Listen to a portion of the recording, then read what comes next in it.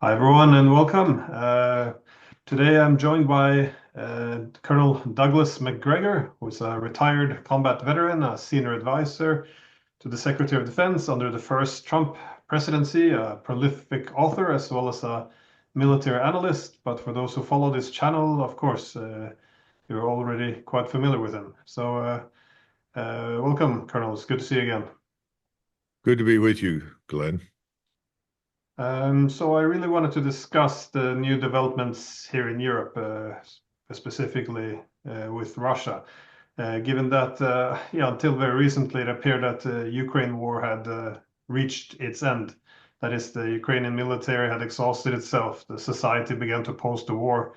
A majority of Ukrainians now are even willing to give up some territory, and there's not even a single oblast anymore in Ukraine who favors continued fighting, according to the recent Gallup polls. But furthermore, we saw Trump winning the election with a solid mandate, as he promised to end the proxy war. And we saw Scholz from Germany even calling Putin, suggesting that this is the end of the boycott of diplomacy.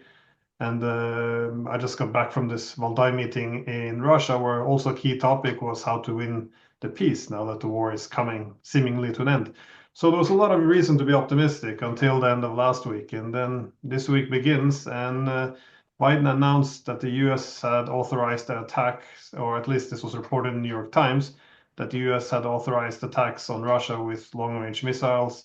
And shortly thereafter, the Bryansk region of Russia was attacked. So for Russia's argument is that this crosses a line that the United States then becomes now a direct participant in the war, and they are now very vocal about their intention to retaliate. So, I was wanting really to ask a bit wider question. That is, what is going on, and how are you interpreting the decision to attack Russia in this way, and also the ambiguity, because there doesn't seem to be much of a confirmation, even though the attack has already occurred. Glenn, thank you. This idea of suddenly providing long-range strike weapons to reach targets inside Russia is analogous in military terms to giving a heart patient that is already close to death a haircut and a shave, and insist that this somehow or another will improve the state of the patient. The patient is already on life support and will die, regardless of what we do at this stage. That's the sad truth. Ukraine is now in worse condition than it's ever been. And even Zelensky admitted that if the aid from the United States ceased, it would be over. So the Russians are puzzled by our behavior because obviously President Trump won the election. Keep in mind that our globalist friends that are ruling the West these days, whether it's Germany, France, or anywhere in Europe for the most part, and then in the United States, harp constantly on this thing of democracy, democracy, democracy, and have pretended that somehow or another Trump's election would end democracy. Yet they show nothing but contempt for democracy. We just had an election. The vast majority of Americans have absolutely no interest in going to war with anyone, least of all with Russia, which is the one power on the planet that has the strength and the capability to destroy us, as I think we all know. So this is a sort of a refutation of democracy here inside the United States by the people that try to identify themselves with it. I think at the same time in Europe, unless I'm very, very wrong, the Germans in particular are apoplectic. That is, we would say they are beside themselves in their opposition to going to war with Russia. And Scholz very recently said he would provide nothing more to the Ukrainians. All of a sudden now he's decided he's going to release some number of unmanned systems, I guess. And of course, the government in London is permanently off its meds and out of therapy. And I think as a result, this man Starmer is a committed globalist who wants to wage war in perpetuity against Russia. When he's been questioned, don't you realize this could put us in the United Kingdom in jeopardy? He just dismisses it out of hand. The same thing is true for Macron. Macron is hanging on by his fingernails politically. I think Stormer will be thrown out of office. He may actually face a rebellion inside his own country for the first time in several centuries. And Scholz, what authority does this man actually have? So they are very much like Biden.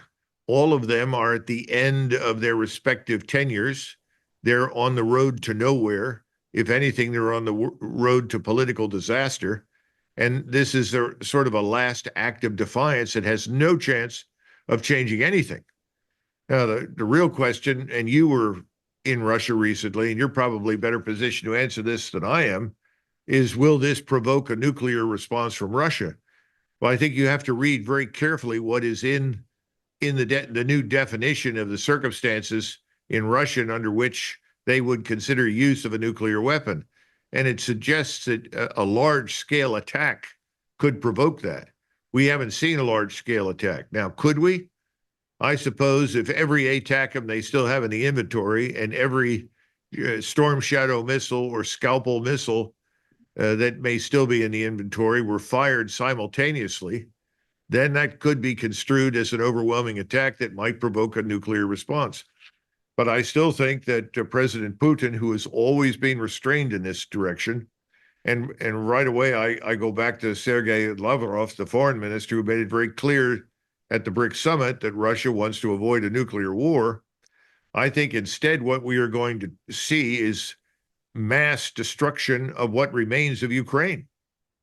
And I think that message was sent with the destruction of the power grid over the weekend in Western Ukraine, and more recently, the strikes that we've witnessed in the last 24 hours. These are devastating. They're meant to be devastating because they're signaling no more nonsense. And I think that Putin is very close to concentrating force to go straight into Kiev. And he may also cross the river to go to Odessa before he's through. He's certainly going to take Kharkov. That's, without question. At what point does all of this finally sink in with the West that there is no room for negotiating any solution that leaves Ukraine in the hands of the enemy? That's unacceptable. And the British are in the forefront of trying to build up forces, I'm told, inside Ukraine for insurgent operations against the Russians. This is sheer lunacy. This will get millions of Ukrainians killed needlessly.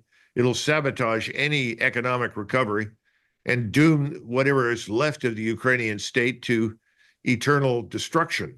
So I think the Russians are sitting on top of a victory. They want this to end. They want Ukraine to be neutral. They want to put an end to the suffering everywhere, not only in Ukraine, but in their own country, because this war always has an impact at home, as he knows. Will he be able to do that? And that's entirely in the hands of Donald Trump, because it's obvious that until President Trump takes over, there will be no end to the stupidity.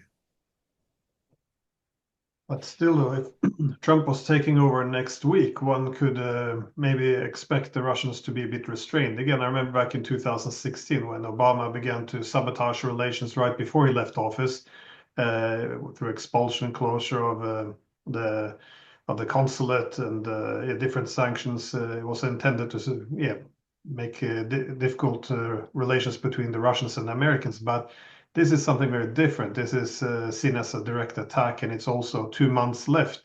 And well, I think you very correctly pointed out that Putin has shown a lot of restraints, but this is also something that's been criticized for in Russia, because this is seen as emboldening NATO, reasonably so. I always make the point that you can only look at any of our media. We kind of say, oh, the Russians, they don't do anything when they cross the red lines. We can do what we want. The NATO deterrent is too powerful. But this is something very different, striking Russia directly with these long-range missiles.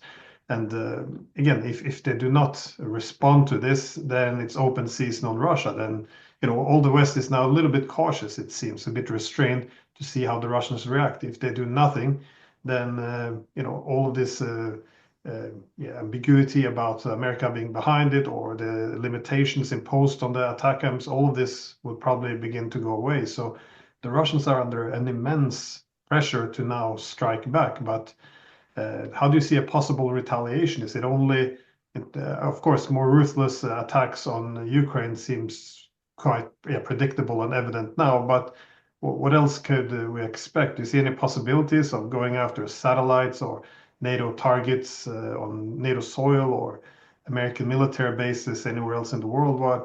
What do you think is the going through the minds of the people in the Kremlin who now believe that this is, yeah, they have to strike now, and it has to be at least a bit of a bloody nose in order to yeah, make the West reconsider this approach of attacking Russia directly?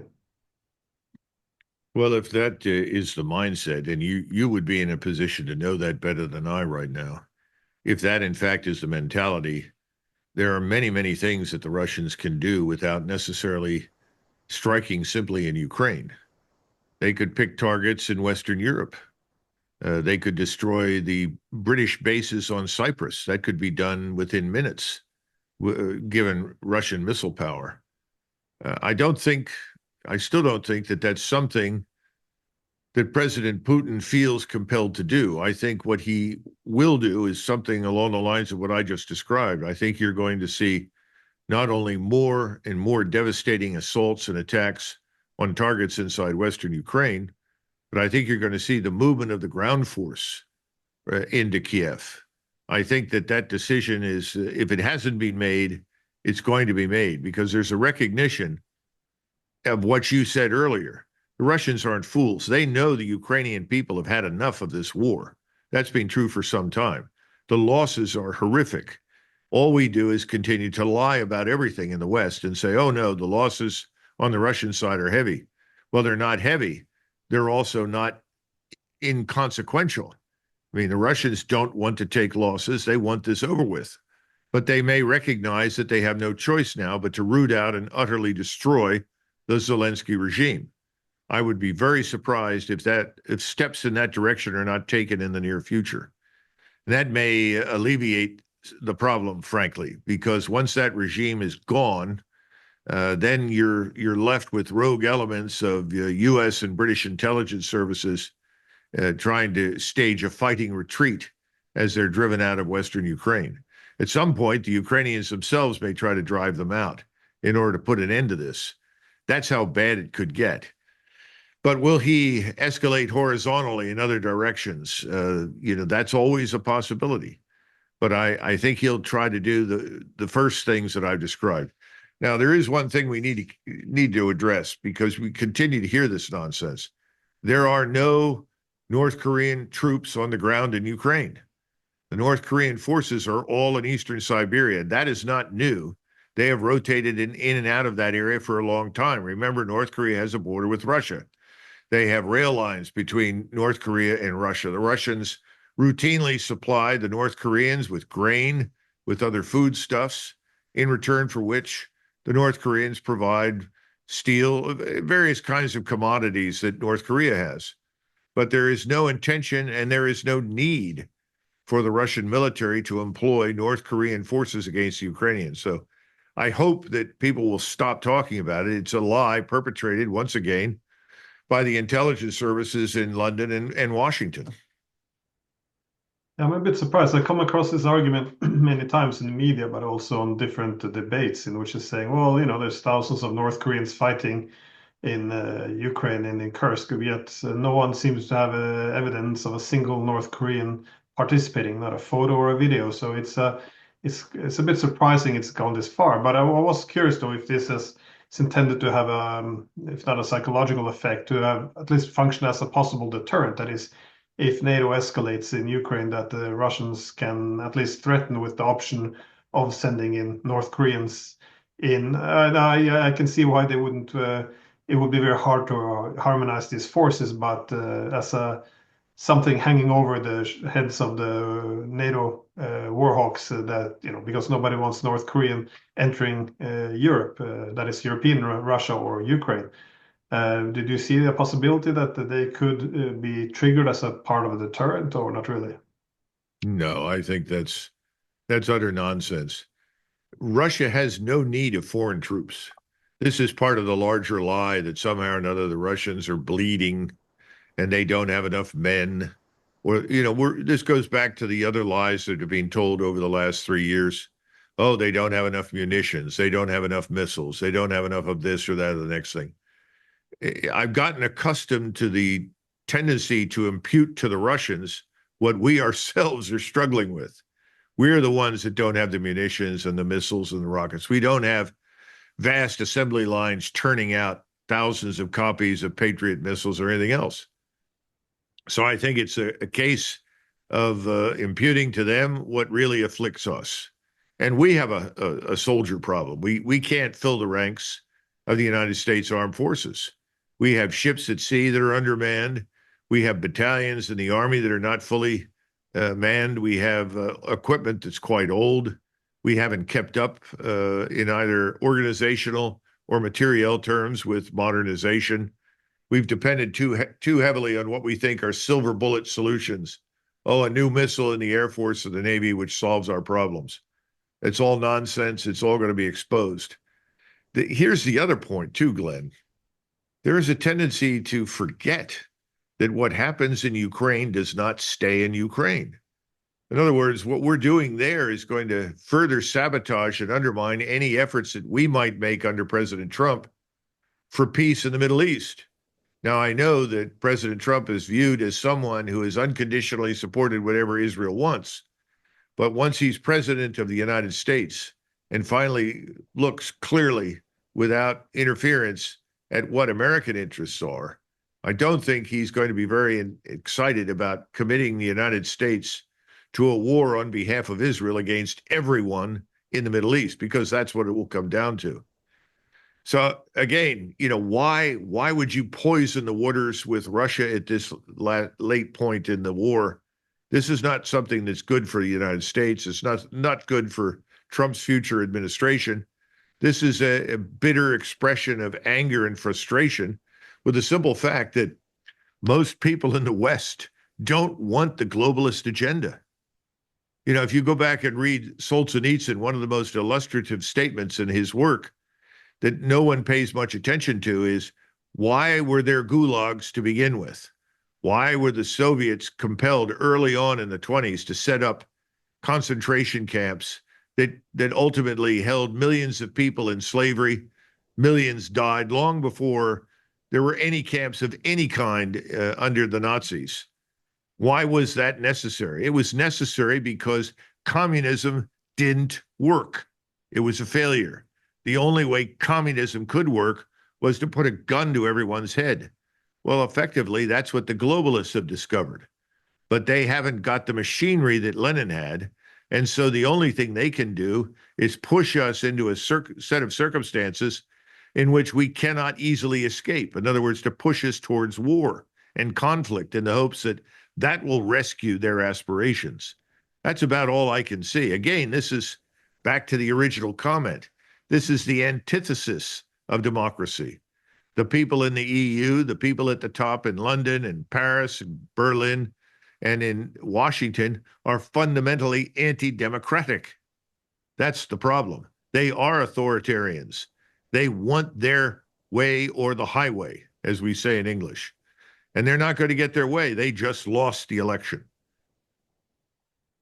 Yeah, there is something very undemocratic about this, I guess. I saw first from France, where they had Macron's party come in third, but they still demand to rule. You have in Germany, the main opposition now coming up, AfD. They're openly discussing banning the main opposition. And now, of course, in the United States, people voted overwhelmingly for Trump. People forget he also won the popular vote by about 5 million votes. So this was a huge mandate to end the proxy war, which was a key issue in his platform. And again, what do? They attempt to sabotage this 2 months before he takes over the presidency.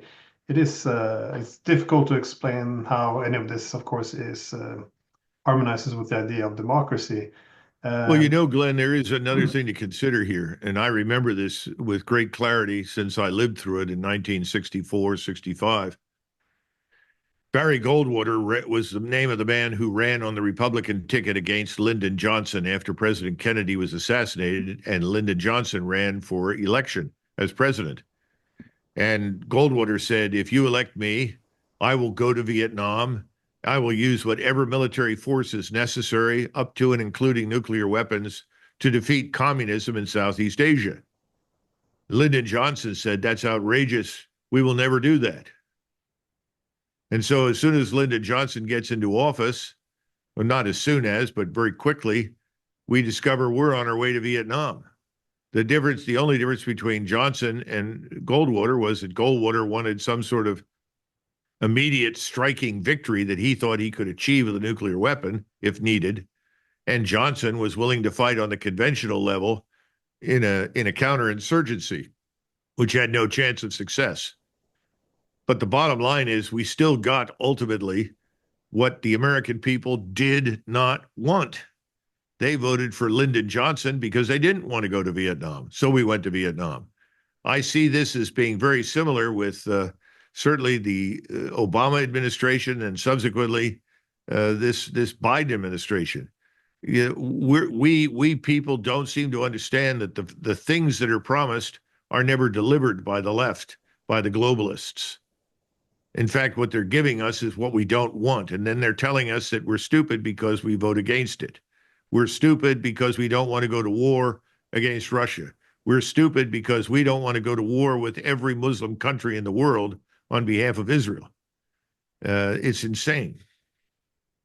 Yeah, because overall, the American public has tended to vote for less militarism. I remember after the presidency of Clinton, people voted for Trump because for Bush because he was strongly against nation building before, of course, putting nation building on steroids. Then people elected Obama because he offered change.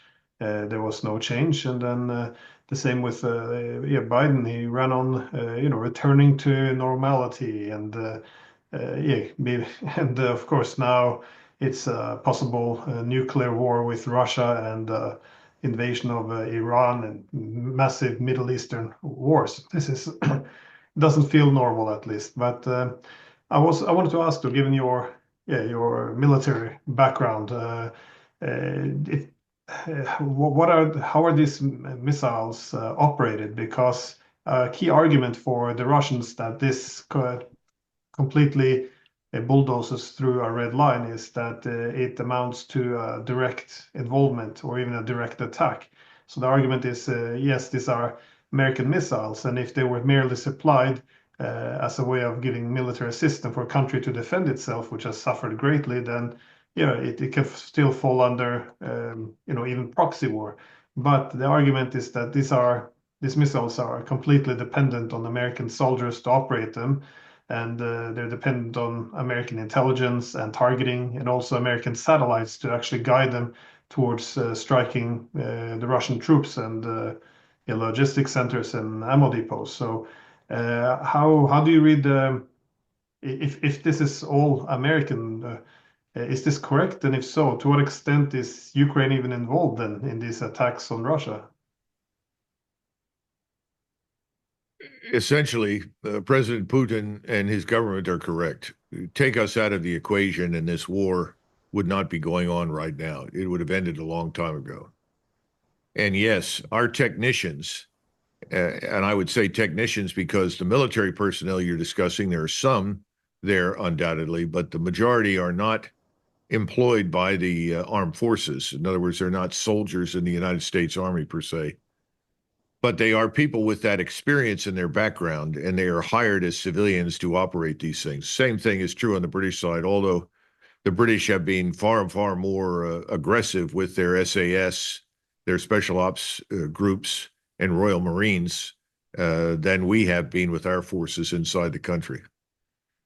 I think there are a couple of things happening that we should take note of. Number one is what President Putin is saying is that this notion of a nuclear umbrella, that if you step 1 foot into Lithuania, Latvia, Estonia, Romania, Britain, wherever, or Norway, that the United States is going to push the button and suddenly it's mutually assured destruction is nonsense. In other words, he's saying the nuclear umbrella is a bluff. He's right. It has been for a long time.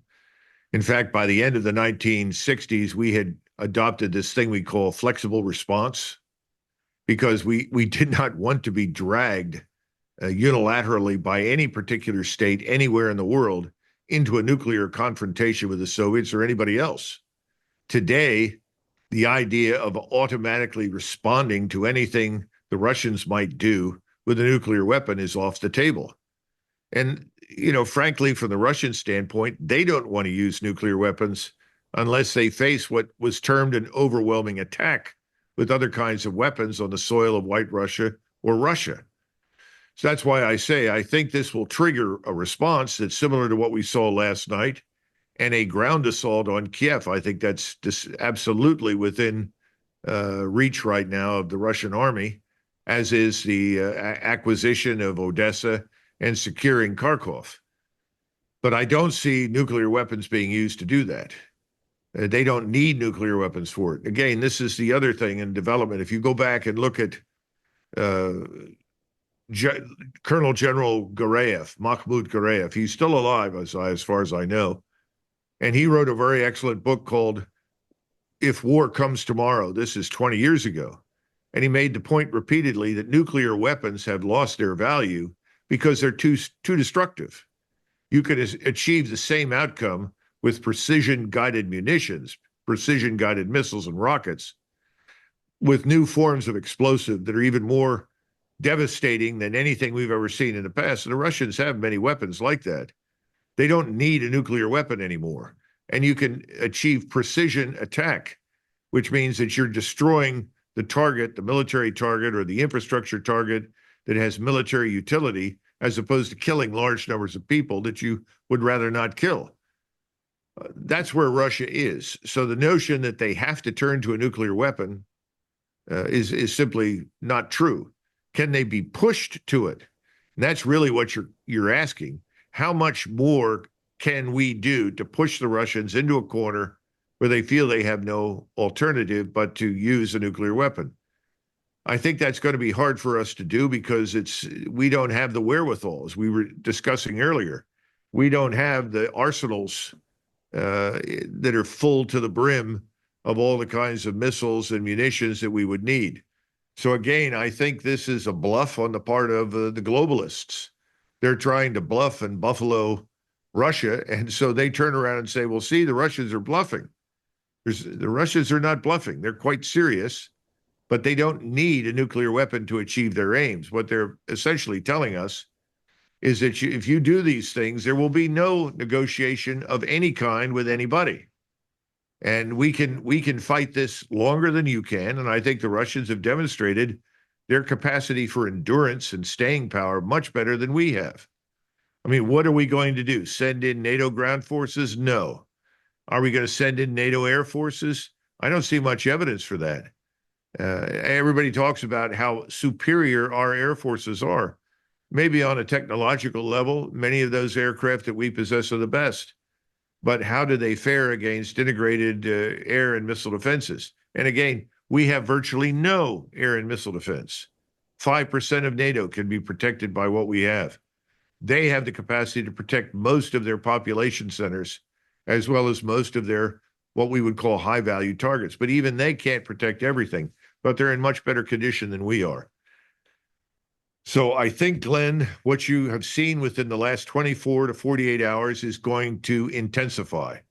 And I think we're going to see Russian forces move on Kyiv without question. Yeah, but I'm thinking even if there was a possibility, that's why I'm so curious about the motivation for this. Even if it was a possibility to turn the tide of the war, what are we expecting the Russians to do here? I mean, they're very genuine that they see a loss as being an existential threat. That would be the end of Russia. That is, they see themselves with the back to the wall. This is now everything or nothing. Meanwhile, yeah, we keep escalating without having any diplomatic outs. It's just there has to be a limit to how far we can push the Russians, how they're engaging in this direct strikes, getting so deeply involved in attacking Russia, and still being so confident that they simply want to retaliate because yeah, that they're so deterred and worried. I mean, it seems yeah, it's starting to seem more and more crazy to me, though. This is Well, Glenn, I think we need to be frank about this. Who are the people with their backs to the wall? They're in Berlin, Paris, London, and Washington. The old regime is dying. The globalists have lost. The population everywhere doesn't want them. And they're operating on borrowed time. So this is sort of a last act of defiance. This is not something significant that will compel the Russians to stop or halt in any way. On the contrary, this is going to trigger greater intensity and greater aggressiveness on the Russian side than we have seen to date. That is pretty clear to me. But will it trigger a nuclear response? No, not at this point. But it's useful for everyone to understand what I said before. If every existing, Storm Shadow missile, Scalpel missile, ATACMS, MLRS, multiple launch rocket systems, if they were all somehow or another concentrated and shot at once, yes, that could precipitate the nuclear response. I don't see that happening because I just don't think we have enough missiles to go around to make a dent. It's really kind of strange.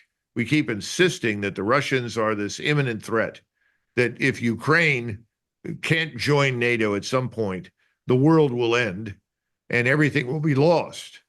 But there's no evidence for that because the Russians don't really want to go any further west. As I've said over and over and over again to people, the Russians don't really want to govern Ukrainians. They recognize that the Ukrainians should govern themselves. They simply want that state to be neutral and not a threat to Russia, which seems eminently reasonable to me. If I, as an American, saw something similar happening in Mexico, I don't think that we would have been nearly as restrained as the Russians have been. And we would demand a similar outcome. Get all the foreign forces out and neutralize yourself. If you don't do that, we'll annihilate you. And I think we would do so without hesitation. So this is all nonsense, what's happening right now. Again, it's a last desperate attempt to signal some sort of capability that really isn't there, to breathe life into the comatose body of Ukraine. Ukraine is dead. I think we need to, for the sake of the few people that remain in that country, we need to end this as quickly as possible. I couldn't agree more. But this is also part of the dishonesty, I guess, because we keep being told that once the Russians have done with Ukraine, they're going to go invade Poland for God knows what reason. But at the same time, we're explaining to our public that we can do whatever we want against the Russians because they do not dare to attack NATO. So it's a lot of dishonesty. But I wanted to ask you, though, about what Trump might do, because again, this is the elephant in the room, and probably one of the key reasons why Biden decided to attack with these long-range missiles as well. But I've seen, some calls already from the members of U.S.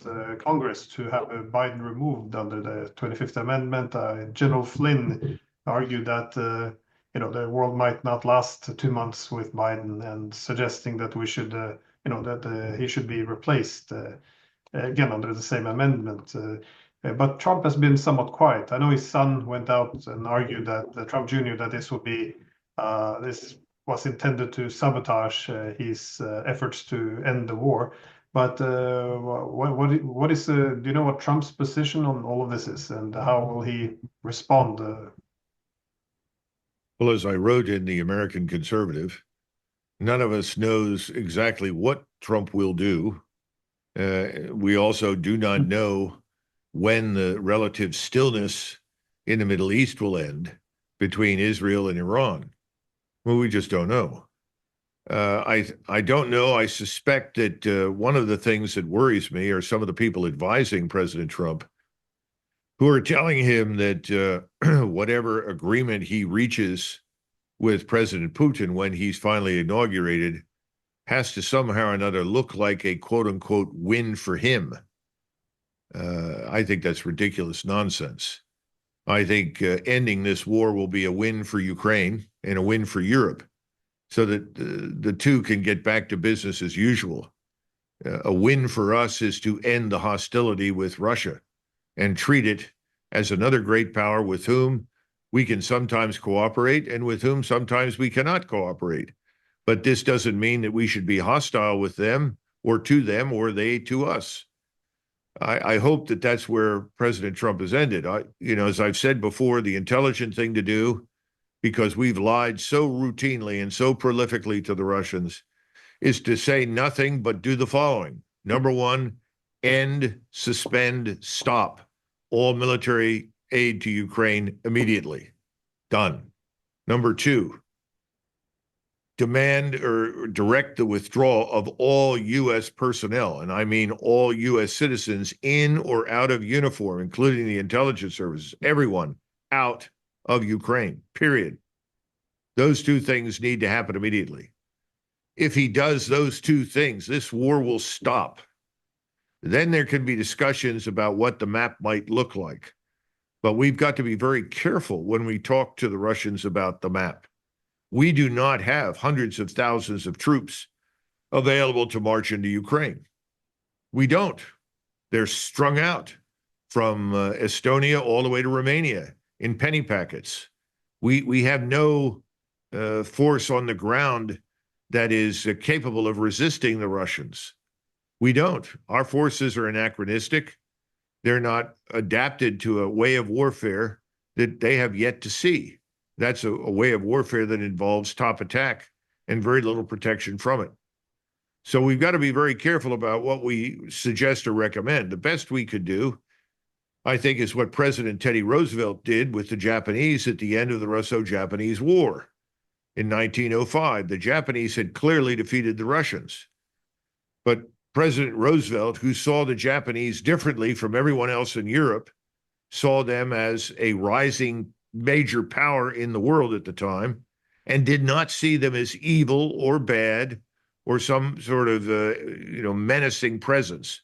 He said, don't be too stringent in your demands. The future will be different, and you will have an opportunity to expand your influence and your power without going to war. Well, we all know that ultimately failed miserably because he had no control over decisions that were made later. But I think we could borrow a page from Teddy Roosevelt's handbook and say, Moscow, you've won. No question about it. It's over. Tell us what your minimal demands are, and then we'll talk about what else you may want. But it may be in your interest to be generous as opposed to being too demanding, and see what happens. But understand that we don't have very much influence anymore. Why would anyone in Moscow listen to us, Glenn? We've lied so often, so frequently. And then you read what people are saying inside of Washington about the Russians, all of which is lunacy and nonsense and untruthful, and talk about, well, how we could eventually harm Russia in the future. That's ridiculous. We've got to get out of that mode. And that's something that only President Trump can do. But I don't know what his inner circle is advising him to do. I worry because my experience with most of them is not good. So we'll have to see. I just don't know. Yeah, well, I think that's another dilemma the Russians are faced with, though, because of course the key demand has to be neutrality for Ukraine, as you suggested. But my concern is that their territorial demands are excessively harsh, perhaps because they're quite suspicious that this whatever deal we make with the Russians in terms of neutrality for Ukraine, that the next government or even the same one will simply walk away from it and ignore the deals that were made, as has happened too many times in the past.